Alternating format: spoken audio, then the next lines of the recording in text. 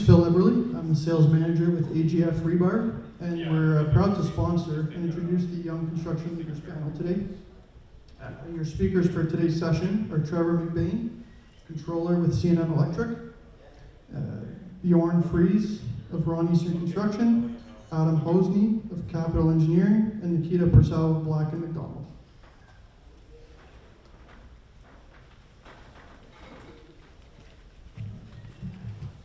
Thank you everyone for being here.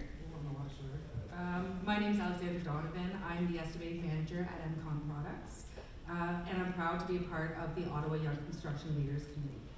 OYCL is about connecting and developing the next generation of leaders in construction through education, networking, and giving back to our community. Today's panel is focusing on how young professionals grow into leadership roles that work. So we're going to talk about what works, what doesn't, and what we feel actually matters in this industry. We'll walk through a few key themes: lessons learned, navigating generational differences, and building a sustainable career. We'll leave time at the end for questions, so think about what you'd like to ask as we go. Let's start with meeting our panelists.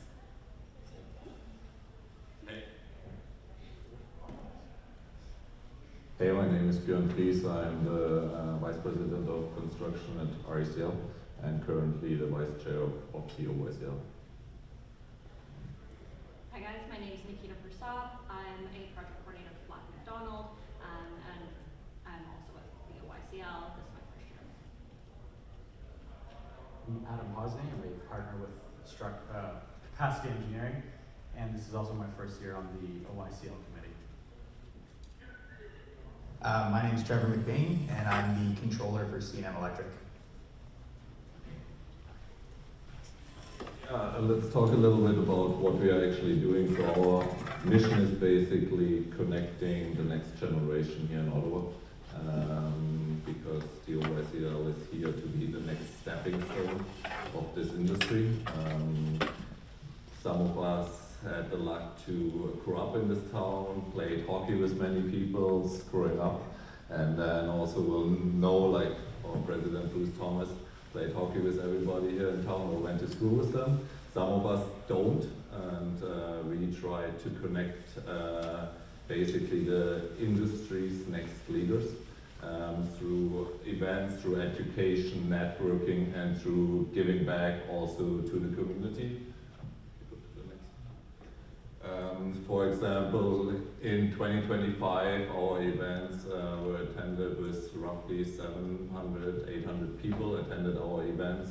Of one, the most is the golf tournament, but we are also doing fun activities like a poker tournament, axe throwing last week, going to a hockey game. And for us, the most important thing is basically connecting everybody, because it's not just all about work, but also the interpersonal connections, what you have with the people, that you know when you're picking up the phone, that it's not just a person on the phone, but that you have a little bit of relationship with these people, because that is what this industry makes work. We are also trying to give back to the community. Last year we donated roughly $35,000 through monetary donations, but also through a charity event at Christie Lake Kids. It's also something what we are doing, and yeah. For this year, a couple months are already over, but we have some upcoming events. You can always follow us on LinkedIn, and also through the OCA newsletter. All the events are posted there. And the next one is the charity event, which is coming up, and then also our golf tournament. And then throughout the year, we usually are trying to meet once a month.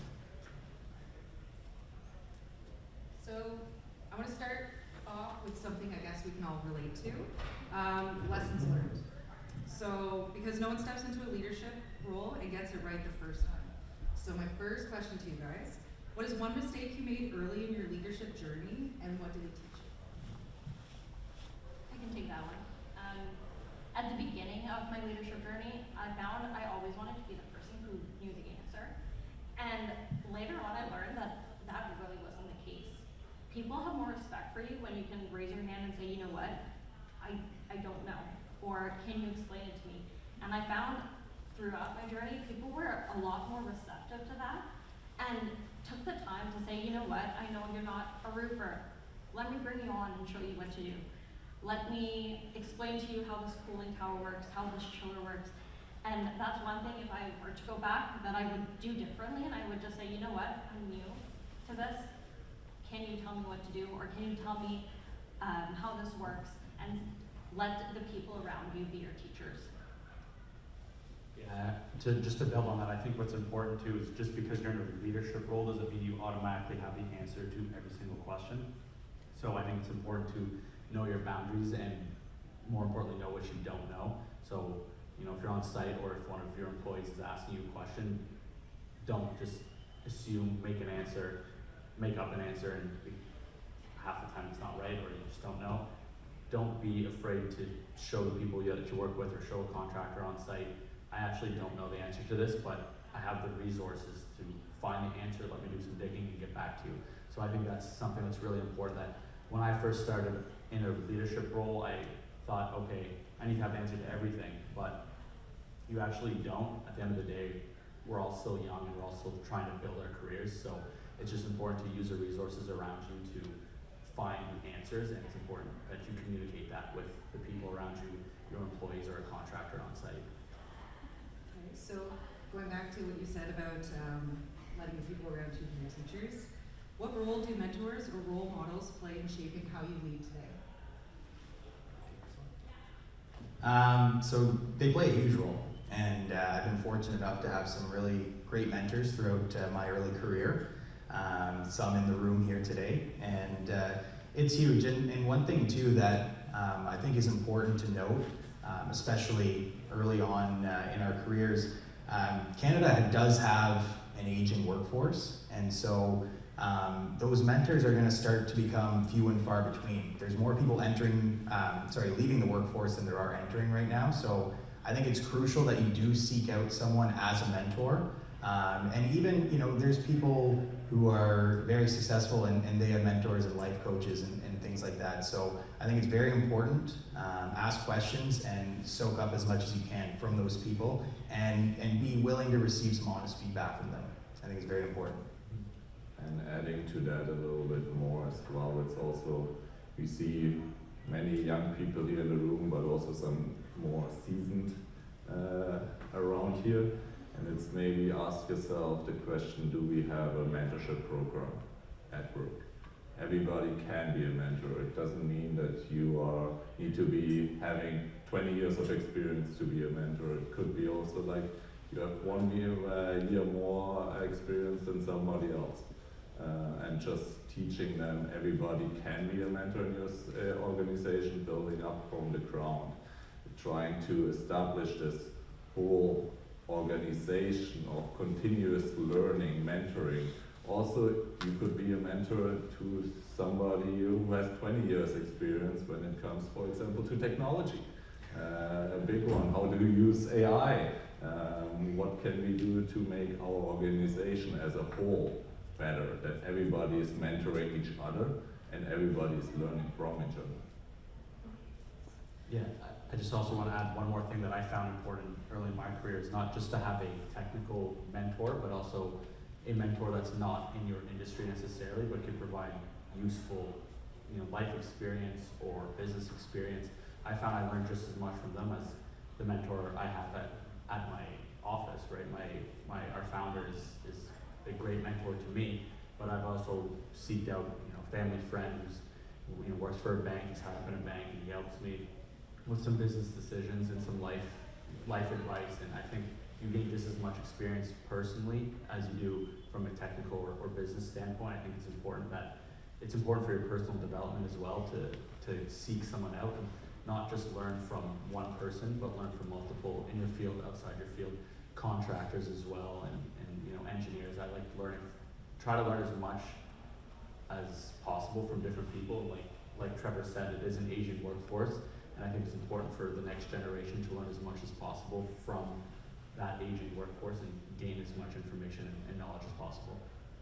And I think a lot of people wait till they have a certain title to say, you know what, now I can be a mentor, I'm a manager. But you could be a mentor day to day to someone who's just graduating and was in your shoes, you were in their shoes a couple years ago.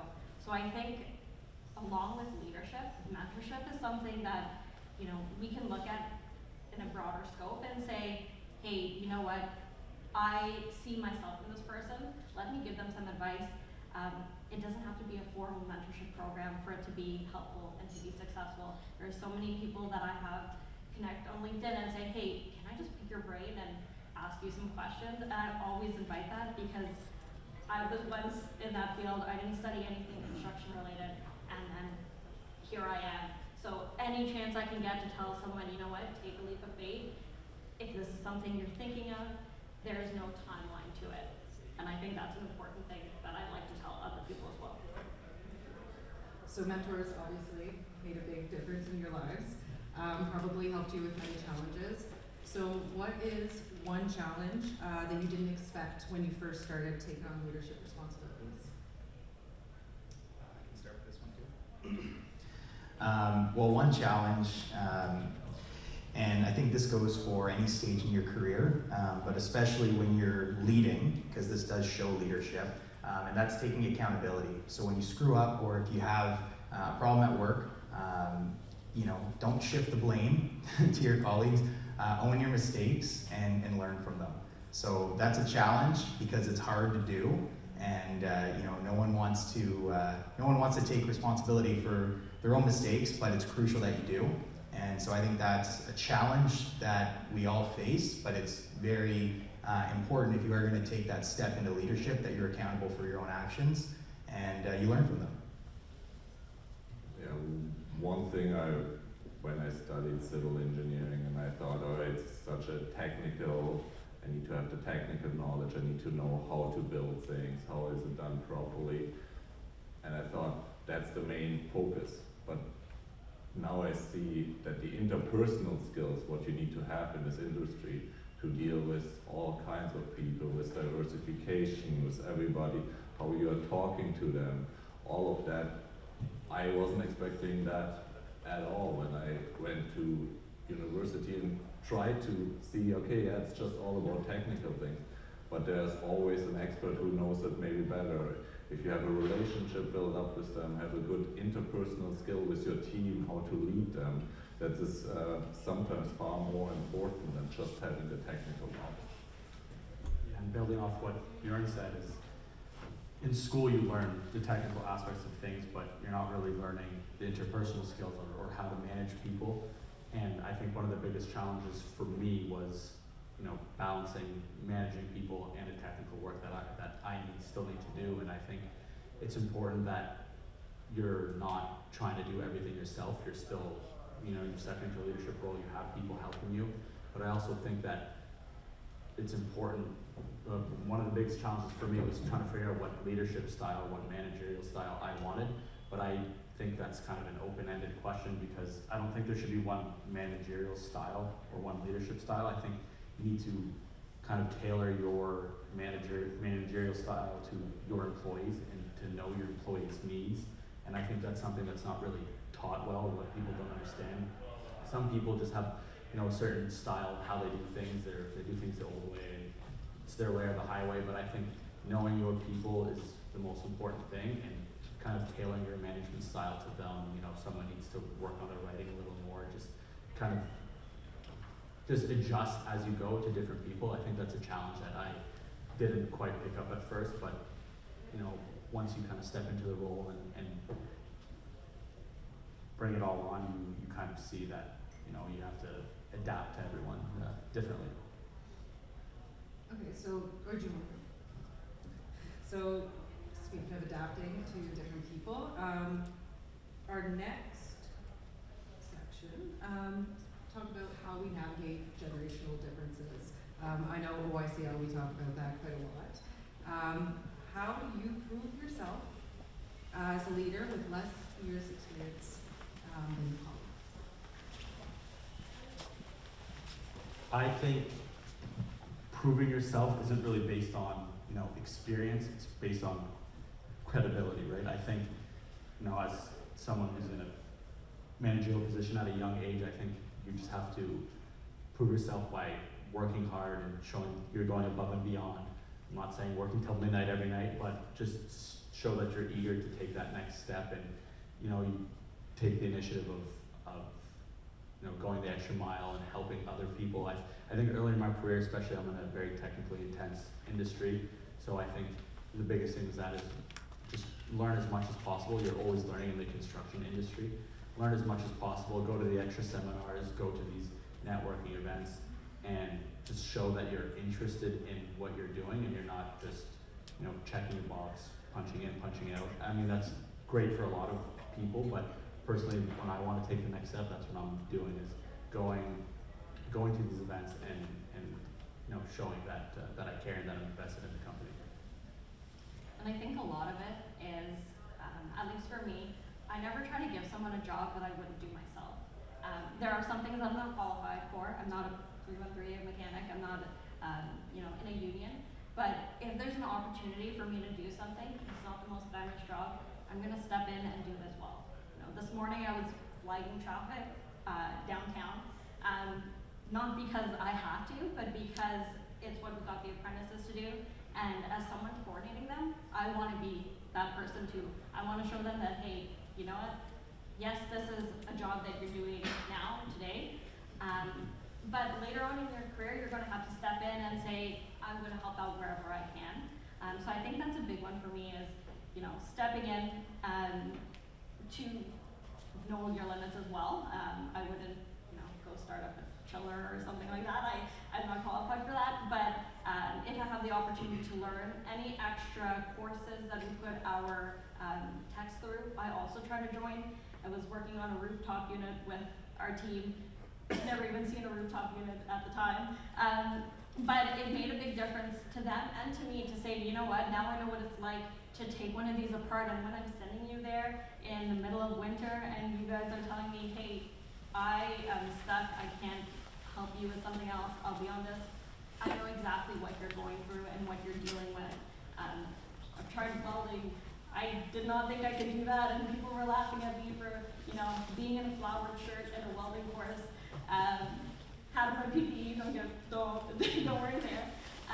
But it's being in a room that, you know, you might not always be invited to or might not always be there, and that too will show other people that, hey, you know what, maybe I should do the same. And I think that goes a long way for helping people in your team, both senior and newer guys.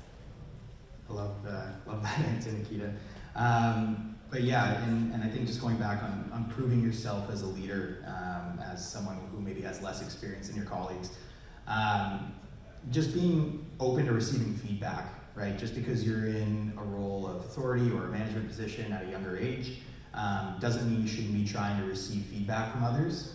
And you know, you guys have touched on this and mentioned it, but there's a lot of people that you may be working with or managing that have a lot of experience and know things that you don't. And we talked about this in one of our first questions, but not being afraid to ask questions. So I don't think you necessarily need to prove yourself by appearing as a know-it-all or expecting to know it all, but just receiving feedback and yeah, and being open to asking questions. And one thing what I would add to all of that is active listening. As a leader, you need to listen to what your team has to say. You don't necessarily need to believe everything what has been said, you don't need to trust everything what they said, but it's still important that you listen actively and let them talk. That sometimes feels better. If you have a senior site super just wanting to rant about what's going on site, it's about listening actively and that somebody else feels heard. We have a company policy, which is basically an open door policy, even though every office has a door. It's more because I have a loud voice and my colleagues don't want to hear me necessarily when I'm in my meetings, but it's really important that you actively listen as a leader. Get to know them, get who is your team, who are the people you actually work for them, and really care for them, care for what they have to say. Okay, so I'm hearing about, you know, proving yourselves to the younger ones that are working with you as well. But how do you balance earning respect for more experienced workers?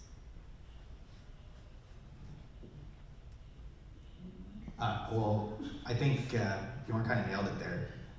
Being an active listener, right? And listening to what people have to say because they have more years of experience than you, and just listening to what they have to say, listening to what problems they have, and then figuring out solutions for them. So just being open-minded, and again, being able to receive feedback, I think is huge. Like, you want to give feedback, and setting clear expectations with those that you work with and those that you manage is important. But it's just as important to be able to receive feedback, especially so from those who are more experienced than you and more your senior. Yeah, and I think the biggest mistake you could make is because you're in that leadership role early, you want to overcompensate and give directives, and I think that's a big mistake that some people make. And like Trevor said correctly, you want to invite the questions, you want to take their advice. You've been given that leadership role because you've proven to be dependable and been proven to be a problem solver. That doesn't mean, again, you can't take the advice from someone more experienced than you, especially on the technical side of things. At the end of the day, stepping into a managerial role is because you've been dependable and because you can manage people, be a leader, but it doesn't necessarily mean, like I said earlier, you don't know the answer to everything. So take your employees' advice, ask them questions, and make sure that everyone feels heard, I think is the most important thing. And I think something that helps, at least me at work, is having your more senior roles manage a lot of the younger guys too. I think sometimes, I know we're talking about more senior, but I think sometimes it helps that they have a leadership role as well. You might be the manager or the VP or whatever your role is, but you can't oversee everything. So delegating where you need to is something that goes a long way. And learning from their experience, like Trevor and Adam spoke about, ask them questions. I find some of my senior techs are the most humble guys ever. You would think they don't know anything until they start working on something and they can fix it in a second. And that doesn't come from bragging or being the most senior person in the room. That comes from years of experience and something that can only happen with time. So learn from them, especially as a lot of the more senior techs are retiring. So I just wanted to reiterate what Trevor was saying earlier. So we'll shift to something that I think everyone in this room are actively trying to figure out, and I know I'm also actively trying to figure this out. And it's how to build a strong career without burning out along the way. So how do you manage your work-life balance while trying to build your career? Okay, first of all, especially if you're a little bit younger and try to build your career, you need to put the work into it. You need to put the hours into it. If you think a 35-hour week and then you go home and everything is done, yes, it's work and it's more life, but you want to be a leader and you need to lead by example, and sometimes you need to put the hours towards it. Yes, there will be weeks where you have 20 overwork time hours, and there will be months of that, but it's not sustainable to do it constantly. And you need to know, okay, when is the time to ask for help? When is it the time to say, okay, yeah, we need to do something and get an additional team member to help each other out? Because I asked the question, or somebody told me once, yeah, just don't put so much hours into your work. And I asked him, so okay, how did you get where you are without doing that? We need to do that as well. So yes, but it needs to be sustainable. So you can't do it for a year or two, work 60, 70, 80 hours a week. That's not sustainable. Once in a while you have to do it because you have to solve a problem. And that's okay. And then you need to find the balance talking with somebody. What are your relief valves? For some, I'm walking. Just saying that, Jesse's not here on this summer, but last year he said walking like 20 times in this room, and we all would have been drunk if we took a shot every time. But yeah, everybody has a relief valve. Is it painting? Is it music? Is it going for a walk? Is it sports? Is it going traveling, cooking, finding this relief valve there as well? Maybe sometimes it's getting a coach as well, because we don't have all the answers. Getting a coach helps sometimes in the personal life, in the work life, to get an additional set of tools. I'm using it. Many benefits plans do it, so why not use the tools what you actually have to find that balance which is right for you? Because there's not one fit all when it comes to that question.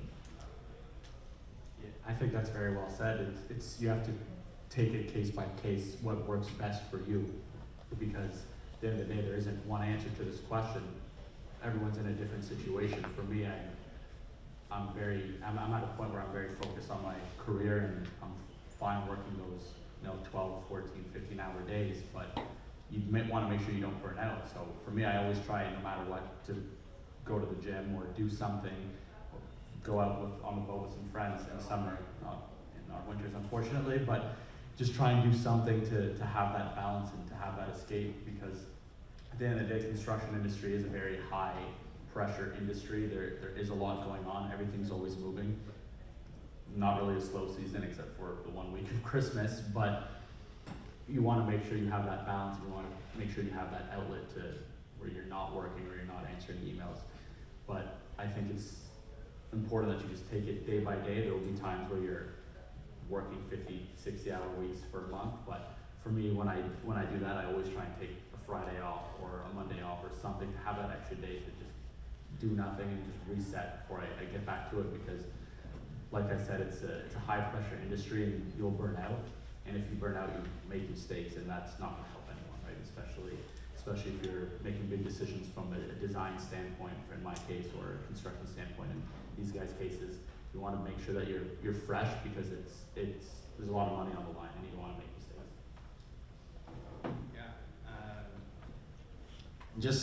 Yeah. To build on that, and I kind of like how you guys both addressed it.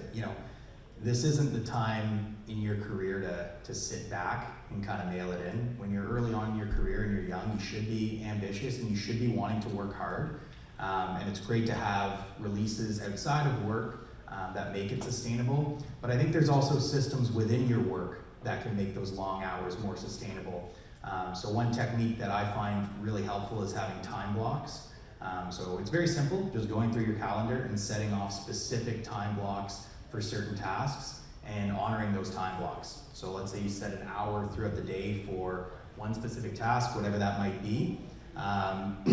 But if someone calls you or if someone knocks on your door during that hour, just kindly letting them know, hey, look, I'm working on this, or I'll give you a call back in an hour.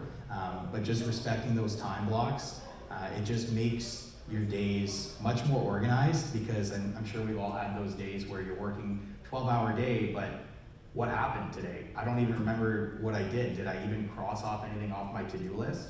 Because you can really get lost in the day-to-day, and people asking you questions and phone calls and things like that pull you in different directions. So having some set time blocks for me has worked, and it's been a good way to get through what I need to get done.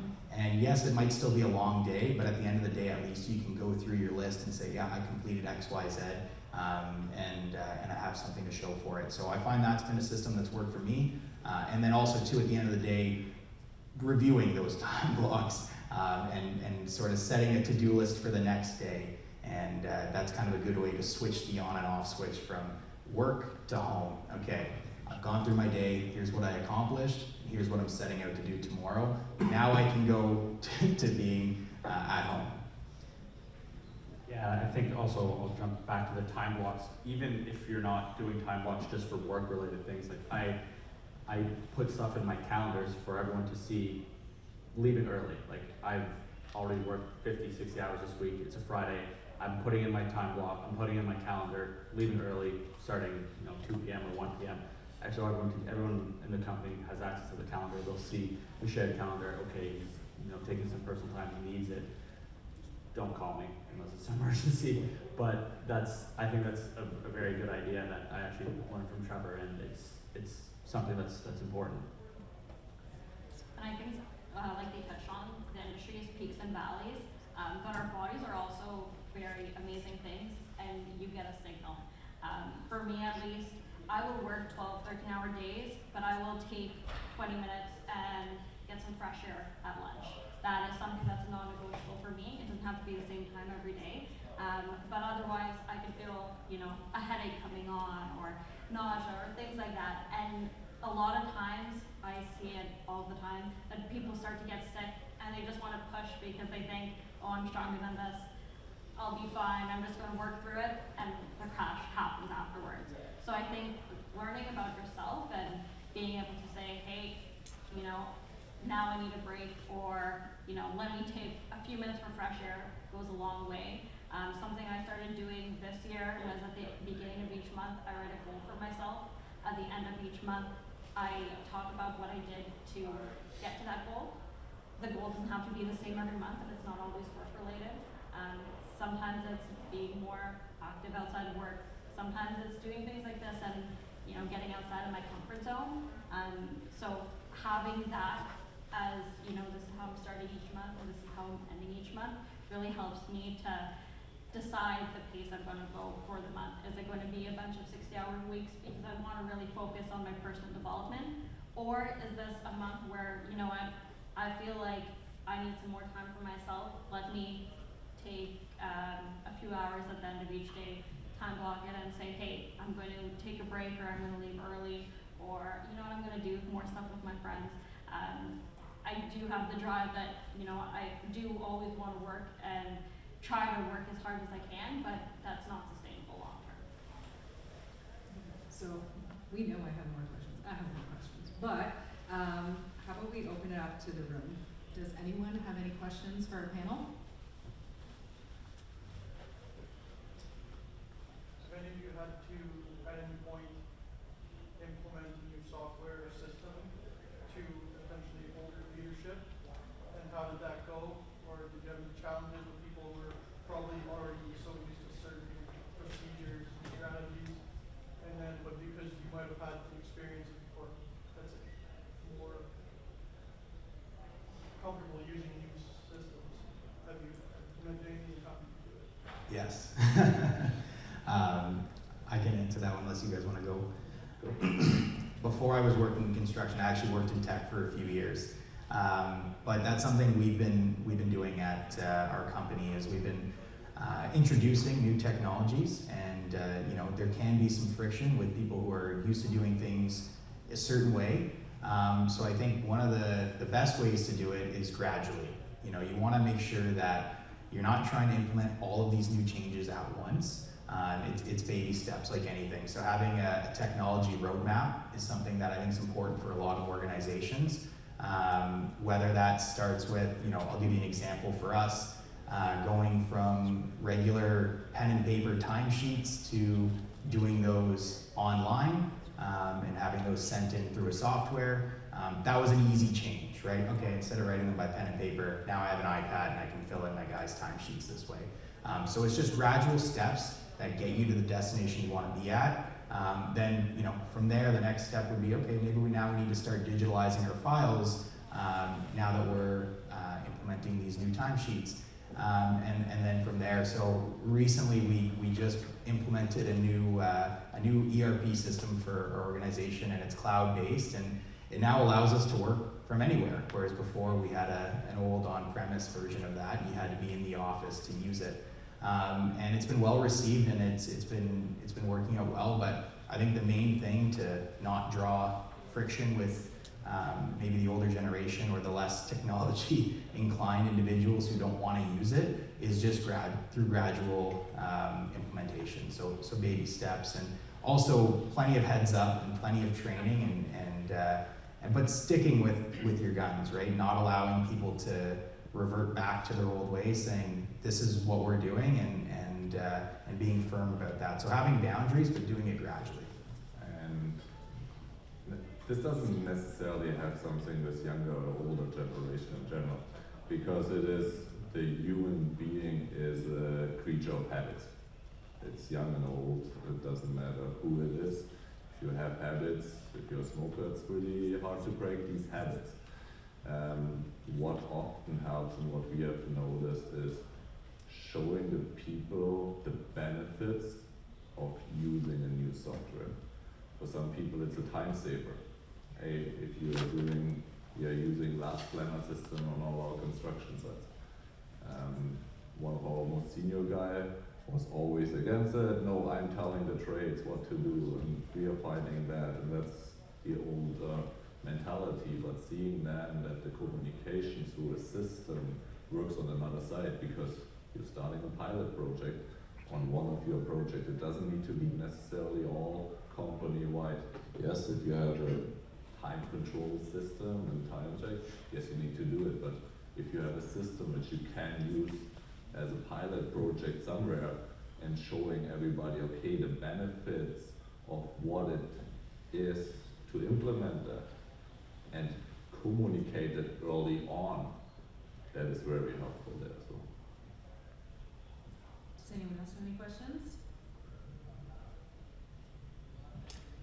I have a question about your personal experience with like justifying your needs and hours for outside of the industry. I feel like everybody in this room understands 60-hour weeks, getting your roots money, but it's when you step outside of the office and go home that you get more of the questions. So I was wondering what you've done to handle that. I have no one at home, so I'm not going to answer that one. So, my wife is in construction as well, so but works not for the city, so her hours is a little bit better, and she's also telling me, okay, yeah, you need to take a break, and I think I know what you mean by showing that it doesn't need to be your partner, it's also friends, and the time what you actually have with them when it comes to, okay, I have a commitment to play soccer at night, but now all of a sudden I have a business meeting tonight, so I can't play soccer. It's one of the items. It's trying to find the balance in between. What is actually important to do after hours versus during your regular week. For example, I try business meetings. I try to not do it after hours as much as possible. I rather go for lunch with people. Because that's in the work time. I need to have lunch anyways. So that's connected, for example, to have a little bit more time for your partners outside of work. And again, also with your partner, proactively communicate. If your partner has a problem that you're always on these events, talk with each other and find a solution to the problem together. If you are communicating well in advance, okay, next week I have a couple of events, but after that I will go again and spend more time and we will do more together. It's finding the right balance. And for some couples, my wife is also happy if I'm not at home. So I'm saying that as well. So it's finding the right balance. Therefore, I need to be honest. Single one who got this one. Does anyone else have any questions? So, I'm trying to tight for you. So, you take it generally more personally, like, but how do you go from an entry level position, which I would take as being where you're needed, maybe at the time, and that might involve a lot of things you're good at, which is probably why you got the job, and it probably involves a lot of things you're not so good at. How do you go from that to a role, let's say specifically in a leadership position where you're able to explore more of the things that you know you're good at and tailor it, sort of to that? How do you make that journey? I can answer that one. So the role I'm in now, which is a project coordinator, I actually asked for when I was in my interview for dispatching.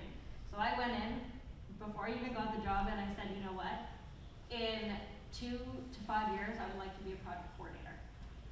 And I watched other project coordinators get hired and I was still a dispatcher. And I think what made a difference to me is I said, I'm gonna do goals and I'm gonna check in. And it might not be at the end of the year because that timeline doesn't work for me. I'm gonna ask my manager if I can check it in summer and say, you know what do I need to be in the next position. And maybe that's some courses that I don't have. Maybe that's building on, you know, some of the technical aspects, but without having something specific, without having something measurable and attainable, then you don't know what your goal is. So after about a year of dispatching, I said, okay, I'm ready for the next step. What does that look like? And it wasn't even a project coordinator because I didn't have the technical experience. It was facility service coordinator. So we outlined at the end of the year what courses they felt I needed to be in that role, what experience I was lacking, and I worked with people on the facility management side to build on that. And as I'm working towards that, as I feel myself getting close, I said, you know what do I need to do to be a project coordinator? So they put me in supervisor courses, they put me in more technical courses. I would stay late at the office and I would find free courses on IHSA to build myself, to say, you know what, you might not see my technical experience yet, but let me come to you in 6 months and say, look at all the things I was able to achieve while I was working, and that's really helped me. And I think for me too, now that I'm a project coordinator, now I'm looking at the next thing. And now, for the last 6 months or so, I've been trying to build on, okay, what do I need to be a project manager? And having those steady and frequent conversations with my supervisor, my division manager, and saying, okay, this is what I need, let me build on it, and let's check in December. And we have a meeting scheduled in December already to say, okay, let's see where you're at, let's see if you got it, and then let's see what the next roles are from there. Yeah, and I think generally the stuff that you should be thinking about is being dependable in the job that you do have, but also communicating with, you know, your boss or your manager on where you want to go. You know, the biggest thing is communicate. For me, the biggest thing is communication and organization. Those are the most important skills. But I think being able to be dependable in the job that you do have and make sure you do it well, so they know that when they give you a task, you're doing it.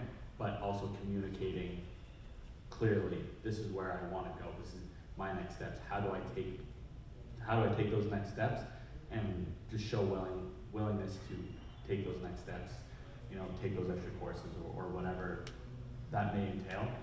I think just being able to communicate that clearly is going to be very important. Yeah, no, I think you guys both did a great job of answering that. And what I was going to say really is similar to what you guys said. Just stating your intentions, you know, letting whoever, your manager or your VP or whoever it is, letting them know where you want to be and what you want to do, and not being afraid to tell them that. You know, a lot of people feel, you know, I would love that promotion, but I'm not going to ask for it because I don't think I'm there. Just state your intentions. Tell people where you want to be, and by vocalizing it, it goes a long way. Obviously, like Adam said, being dependable and hardworking at the job that you have is important.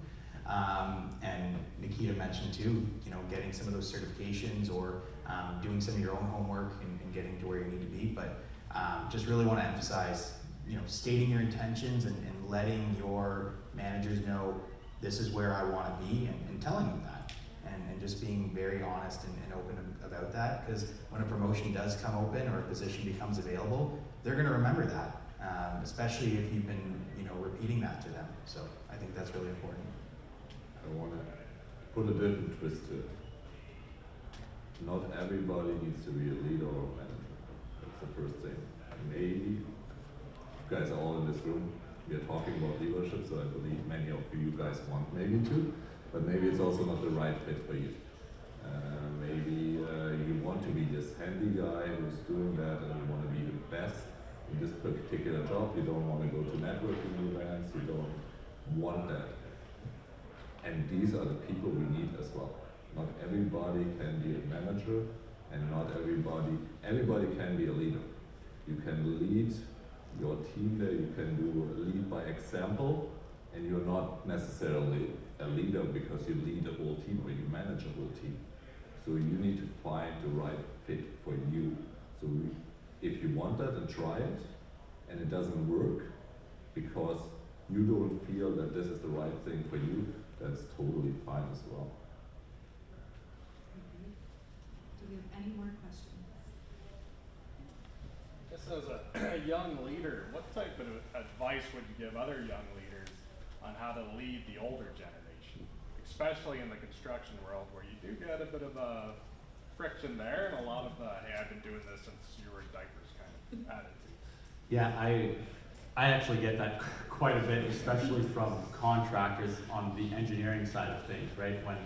When you're telling a contractor, when you're asking a contractor to do something, and because the design says you have to do it, the number one answer I hear is, oh, I've been doing this for 40 years, why do I have to change it? Like, this is stupid. And I think it's definitely an adjustment, it's definitely a challenge, but at the end of the day, I think we mentioned before, you gotta listen to them. You can't overcompensate or overstep your bounds and, you know, order them to do something. Say it, just listen to them and try and kind of adapt to how, you know, things should be done or how you want things done. And I think it's important that there's mutual respect from that sense, especially if you're managing someone older. And I think it's something I've dealt with quite a bit on site, dealing with contractors that have been doing this for 50 years, and I'm a kid, basically, and they're saying, you know, they're kind of challenging you, but it's just important that you don't dismiss them. Never be dismissive, and just make sure that they feel heard, and you just want to make sure that, you know, it's done in this new way, we'll say. Yeah. And don't necessarily tell them what to do. That would be the first thing. Not just jumping in and say, no, you have to do it this way. My way or the highway, it doesn't work the other way around either. So maybe challenge them on what they thought would be the right way, and listen to them, because yes, we have done it 40 years this way. Maybe he has a good point and it is actually working. So because houses are still standing. So some things are not that bad. So finding this communication with the people, the interpersonal skills, and challenge each other. Nobody's better than the other, and everybody should play on an equal field with each other to create this respect there. And something I try to do when I know there's going to be pushback is I give them 3 scenarios and I let them pick. I say, okay, you know what, we could do this way, or this way, which one works for you? And sometimes people take that as oh, like they're getting my opinion, they're letting me make the choice. When really you had these different scenarios already planned out, all 3 of them work. But people also like to be the ones to help make that decision, so there's nothing wrong with that as well. I think we have time for one final question.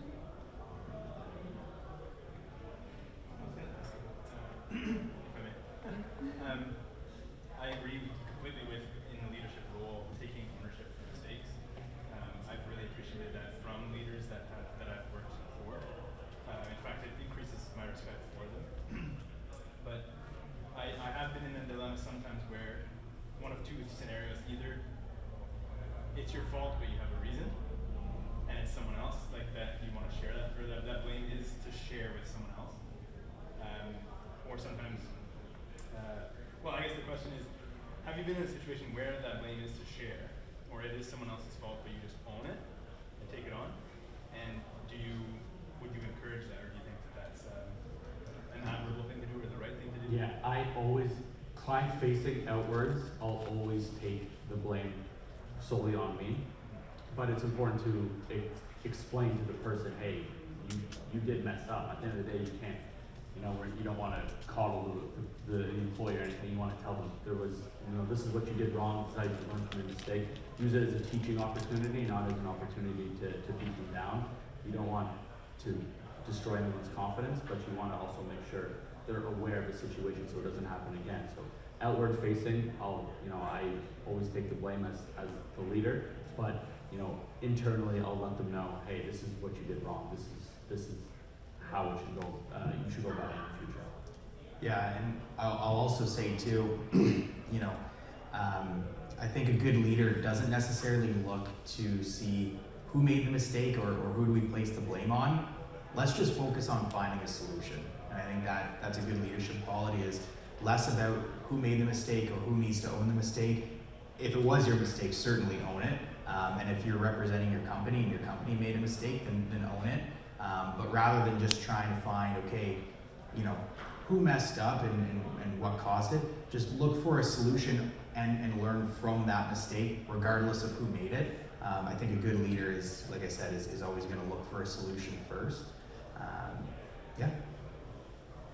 So I think if there's one takeaway today, it's that leadership is in construction isn't about title. It's about how you show up, how you learn, and how you support people around you. Thank you to our panelists for sharing openly, and to all of you for being a part of this today. I'll call Phil back up to close everything off for you guys.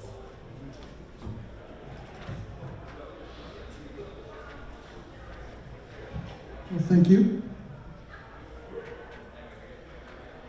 So on behalf of the OCA, four of you, thank you so much for your time. With our gift sponsors today are from Solway Wright and Beacon Light, so please accept this gift as a token of appreciation. Yeah.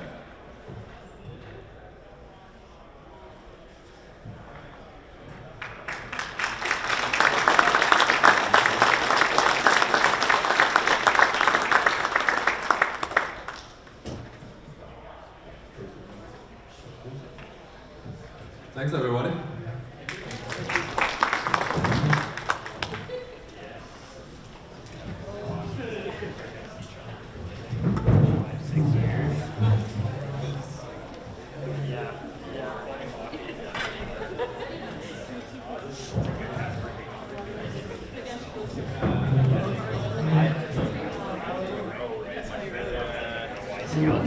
We got one more. Oh, I'm a 97. Like, oh, I'm a 97. Like, oh, play hockey here.